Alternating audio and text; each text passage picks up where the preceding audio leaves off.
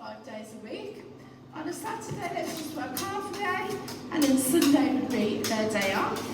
Now, if I didn't temper this chocolate, if I just left this at 50 degrees, when the chocolate sets, it would be very good colour, it would have a lot of streaks on it, and it would be quite crumbly as well, which isn't what we want.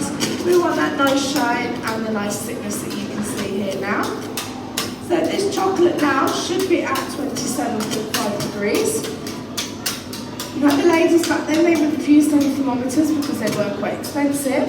So their way of testing their chocolate to see if it was ready was just to use their little finger.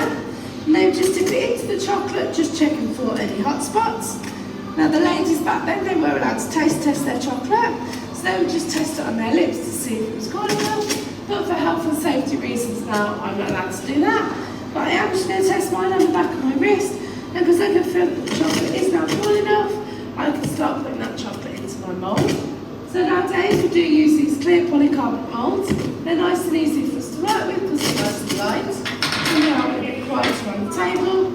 Whereas back then they would have used these metal moulds, which are a little bit heavier. And they are a little bit louder on the table. So you can imagine the production rooms back then, they would have been very, very noisy.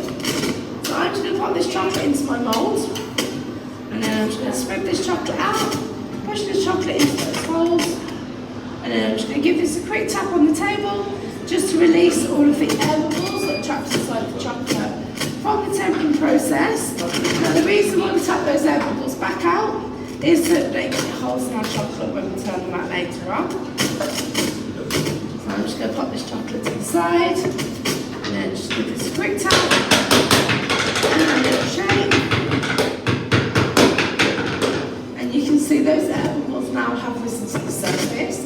That's how we make our solid chocolates. If I wanted to put a soft centre into my chocolate, like caramel, strawberry, orange, anything like that, I'm going to show you a process called chilling. So I'm just going to turn my mould upside down.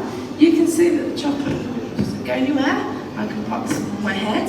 But if I give this a little tap on top and a little shake, we get chocolate made. And this will just give us that hollow centre in the chocolate.